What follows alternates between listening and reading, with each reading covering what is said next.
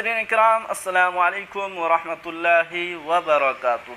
27 जिलों के मदरसा कर्मियों का वेतन अनुदान स्थगित। शिक्षा विभाग के अपर मुख्य सचिव ने जारी किया आदेश। 24-59 मदरसों की कोर्ट के आदेश पर हो रही जांच।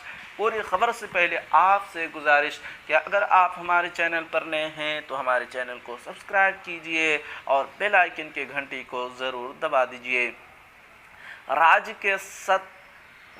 के 27 जिलों के मदरसों के कर्मियों का वेतन अनुदान स्थगित कर दिया गया है। हाईकोर्ट के आदेश पर जाली अनापत्ति प्रमाण पत्र पर अनुदान लेने को लेकर 24-59 मदरसों की जांच कराई जा रही है। शिक्षा विभाग के अपर मुख्य सचिव दीपक कुमार सिंह ने इसे लेकर आदेश दिया है।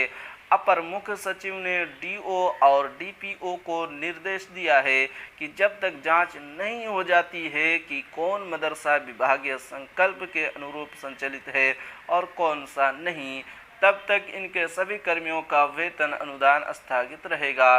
सीतामढ़ी में जाली प्रमाण पत्र पर अनुदान लेने को लेकर मामला सामने आने पर हाईकोर्ट ने राज्य के 24-59 मदरसों की जांच का आदेश दिया था।